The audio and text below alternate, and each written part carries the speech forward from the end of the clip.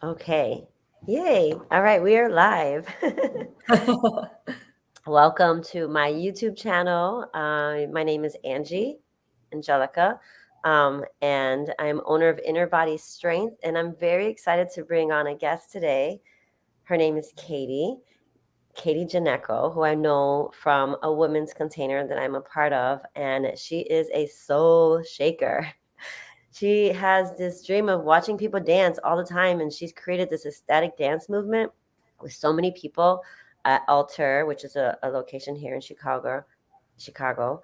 And I have seen it grown so much that she's already looking for a new space. And I'm excited to let you guys know that we are going to have a Women's Day retreat hosted at my house, which I like to call the grounding station. And she is going to be facilitating with me and bringing on a cacao ceremony and also some sound healing and all of her magic that she has to offer. I've just met her, I think it was this year that I met you, and I feel like I've known you for way longer. So I'm really glad to have gotten to know you and now to introduce you to my tiny community. So I'll let you go ahead and introduce a little bit of yourself as well, because I'm sure there's things that I missed. If there's anything you want to say about your business and what you do. Yeah, sure. Thanks, Angie, for inviting me and for inviting me to also go live with you here. So I'm Katie, or some people call me Kate, and my business is the Soul Shaker. And just like a little background about my business, it changed names in this past year and a half. I was dancing and I had this download from Spirit that said the Soul Shaker. And I didn't know where it was coming from or why. It was just like that needed to be the thing that I was creating. And so I named my business the Soul Shaker, and everything has completely shifted in this really beautiful way from from coaching and Reiki and that avenue of life into hosting weekly dance parties called Ecstatic Dance every Wednesday evening, to expanding to hosting dances at the farmers market. And I still do the coaching. I still do the Reiki. I still now host dances. I still host cacao ceremonies. And I have a new addition to my ceremonies, which is the sound journeys. And I'll just share briefly about that. I bought a drum from a woman whose husband is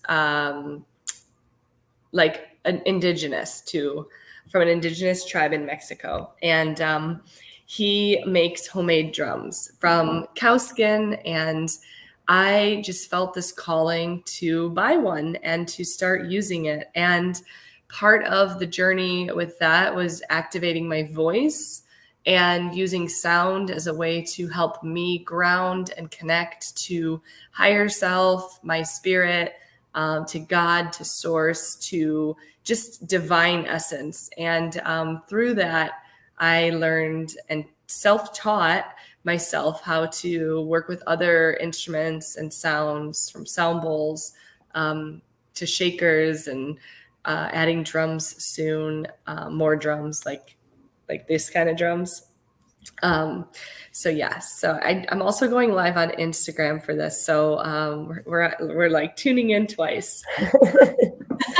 Thank you for doing that. Yeah, of course. That's awesome. I love sound healing, sound baths, sound washes. I love all of that. And I as well, I'm collecting some instruments. So when I heard that you were doing that, I was just super excited because I'd love to jam out with you sometime. You kind of answered my first question, but I'll ask it anyways because maybe there's something else. But is there anything that you're currently working on that is inspiring you? Was my first question. Yeah, I mean, I feel like I'm constantly working on something, I and love it's that. inspiring me. If you know me, or if this is your first time meeting me, you may know that I have a lot of dreams, and that they're always coming in and shifting and growing. And so right now I am in this process of opening my own studio, and I am very excited about it because this is like one of those scary steps but I know it's a necessary step because I am being invited by Spirit to host more events and open a space that other people can host their events. And yeah, it's just like really, really exciting. And that's what's inspiring me right now is really taking this leap of faith into expanding myself in a way that's really scary, but also I can't deny that this is the next phase. So that is what's inspiring me right now. That's awesome. Getting their own little brick and mortar studio that you can have your little dances out of, and hopefully some retreats that we'll be hosting there too. Yes, that's very inspiring. Okay. So, what do you do currently to sustain your energy and maintain your health to be able to be of service for other people? That is actually like such a great question because it is. So I'm very much in my crown chakra. My crown chakra is, if you don't know what the crown chakra is, it's the chakra at the top of your head. Mine is like wide open. So I have a hard time. My root chakra is very challenging for me to stay grounded. I'm constantly like, if you, again, like the ideas, the making, it's all coming from here. So it's really sometimes very challenging for me to like come back into my body, be here now, especially when it comes to holding space. And so things that I do, like every day I sit in the morning and I either sip cacao or I have a matcha. I journal, I do a little grounding practices, I drum, I use my sound, I hum, I sing, and it changes every day. It's not always the same. I really hate repetitive patterns. So I'm somebody who needs change. And so I have lots of things that I have at my disposal to use to help me get grounded. But one of my most favorite ways in the summertime, especially, is I absolutely love being barefoot. For me, it is an instant grounding, it's instant connection.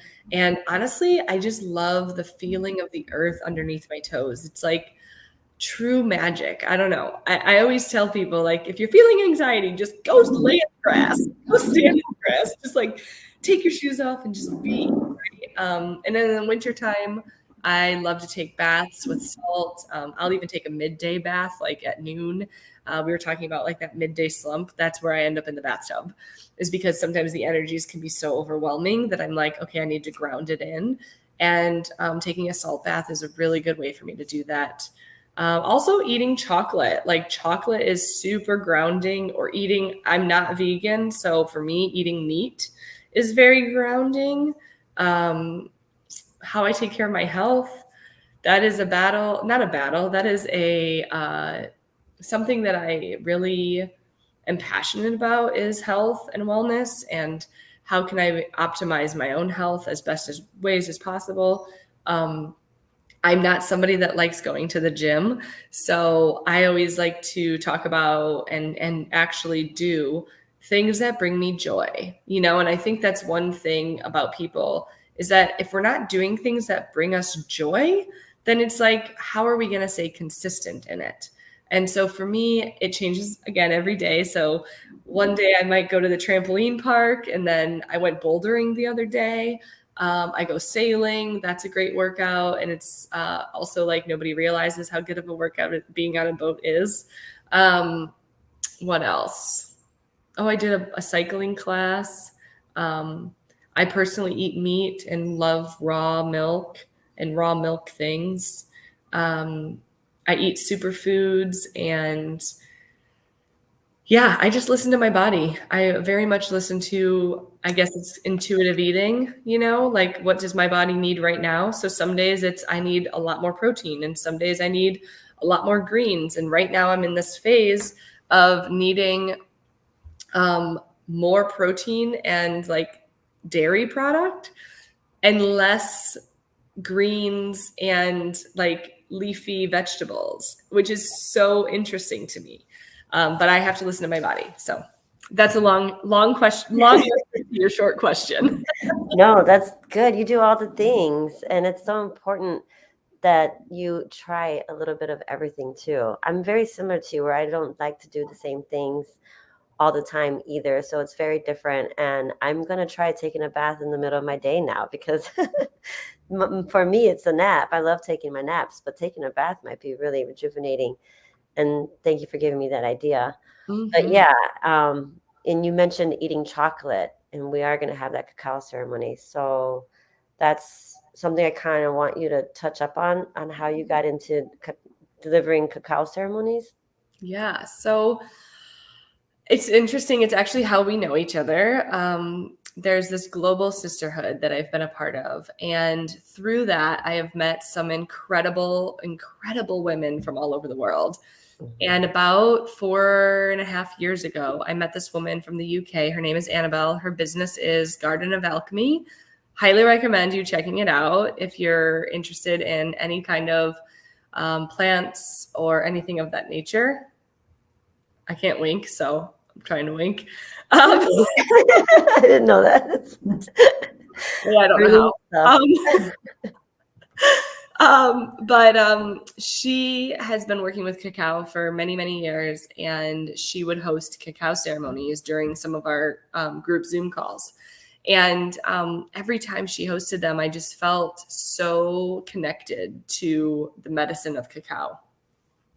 And one day she asked me if I was interested in learning more about cacao, and I was, because I had been buying cacao from her and having it shipped from the UK, this Ecuadorian cacao from a very small farm. And yeah, it was like I one day I decided that I wanted to participate and learn how to hold space in that world. And I felt like, because I was in 12-step recovery at the time, I felt like it was a really easy, accessible thing where people could connect to plant allies in a way that wasn't psychedelic or going to go against, the rules of 12 step. And I love that it opens your heart, and really it opened my emotions. It opened me up to being able to be vulnerable with other people and feel safe and in a safe container and really held. And so I started hosting cacao ceremonies like 3 years ago.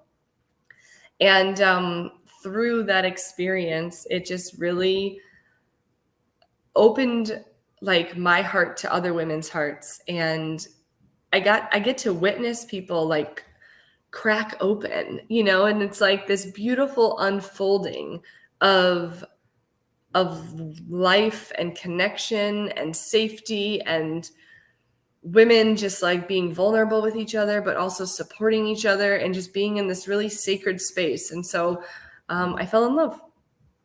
That's beautiful. Yeah, I'm excited for the cacao ceremony that's going to happen on September 21st. Um, so, how do you stay connected to the people you serve or the community? Yeah. So it's so funny that you asked that, because I find, like, full transparency, it is really hard for me because I am extremely sensitive to energies. And so oftentimes I find myself kind of retreating to recharge. And, you know, I will say that, like, I do have communities that I have that I don't have to hold space for. Mm. And that really helps me be able to show up for the people I am holding space for, is to be able to be in containers where there isn't anybody really necessarily holding the space, but we're all kind of holding it together. And that's another thing too. Like, I have guides and angels and a whole spiritual team that I call on. Um, and I've really nourished the friendships that I do have. So they're not like they're separate, because I have had a lot of crossover between friends who come to ceremonies or events, and event people that I've met at events who become friends. And it's been this beautiful, like, weaving of worlds that come together. Um, but, I have to make myself make things a priority. Like, I went to Liquid Bloom the other night, And like, I was really tired and I really wasn't sure if I wanted to go, but my whole community of ecstatic dancers was going to be there. And I was What's invited. Liquid Bloom? Liquid Bloom is this amazing DJ. He's from Desert Dwellers and really, really trance, electronic, desert, like very bassy, really, really beautiful music. Okay. But there was a bunch of ecstatic dancers, and I was like, you know what? I want to go because I want to be a part of the community, even if it's just a little bit. And so I dabble myself in where I can. But again, I know my own energy and I know my own physical boundaries and what I can and can't participate in. And I do my best. That's all I can do is my best. And Yeah. just invite people for coffees and other things that I do. I do really love to network and bring people together and be a connector. Yeah. I love that about you. I can see that. I see that. Okay. And this brings me to my last question because I don't want to make this too long, but I'm loving getting to know you more by this interview. And I think this might be a way I might continue to stay connected to my community doing these interviews. Okay, so what impact do you hope to, what impact do you hope your work has on the lives of the people you serve? Yeah. So I always want the work that I do to help people literally like just live a more in alignment, more radiant. Just remember that we have this like one human experience and that like why not enjoy the ride? I'll just tell a quick story, and this is kind of interesting. This happened like 15 years ago. I was 22 years old, 21, somewhere around there. And this guy, I worked as a bartender, and this guy would come in, young guy, probably the same age as me. And every day he would come, not every day, every Friday he would come in and he would tell me how miserable he was at his job and, how much he hated working what he did. And I looked at him one Friday and I just said, quit. And he looked at me like, what? And I was like, quit. Like, why are you going to something that you're so miserable doing? And he was like, what do you mean? Just quit? Like, I don't know if I can do that. I'm like, you can do that. Just trust that everything will work out. And so that he ended up quitting the next day and he's lived his life completely different ever since. Amazing. Um, I want people not necessarily to quit their job. Don't take that away from this. But I want people to live in more joy and remember that like life is meant to be full of experiences, filled with joy, and even through the hard times, like finding the things that you can really enjoy about the hard times and the good times and just like fall in love with your life. I think that's what I really want people to experience when in any capacity, whether it's just going for coffee with me or going for a walk or coming to an event. I just want people to fully live their life, fall in love with Yes. themselves. Yes. I love that. I love that. Yeah. And I was just talking about this in my stories.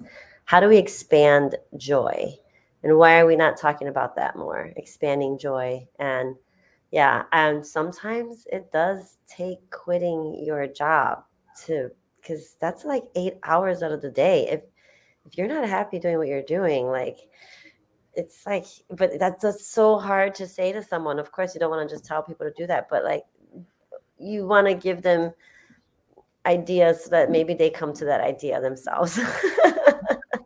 Or even just finding ways to drop joy in throughout your day, like Yeah. allowing yourself to play. Like you can hate your job, but maybe your job provides financial security so that you can do the things that you enjoy. But if it's a job that you don't like and you're so drained that you can't actually even show up for the life that you're living after you leave work, then there needs to be an adjustment period. But I'm not a business coach. I'm not a coach to, tell people what to do, but you can drop joy and excitement and fun into every moment of your day. And like that's such a forgotten thing. We like grow up and we forget to be kids. And it's like we're never actually adults. We're actually a bunch of older kids who be playful and fun and just explore and have adventure. I love that. Yes, we are older kids. Just We are saying, older we're kids. not adults yet. Thank you so much for your time here. Yeah, thank you so much for showing yourself to my community and your community a little bit more. Probably is learning a little bit more from you. And you get to see Katie at our retreat that we're going to be doing, Conscious Connections Women's Day Retreat. And I will post a link in the YouTube information down below. And so thank you all for who are watching the replay as well. If you have any last words that you want to say, or do you feel complete? I'll say one last thing. So when I first got sober and I moved into my first apartment by myself, there was a Henry David Thoreau quote on my refrigerator that I moved in. And it said, "Live the life you dream of." And I was like, oh. And literally, it changed my life. And like, I still have this little, you know, um, magnet from my refrigerator. And I put it on my fridge everywhere I go.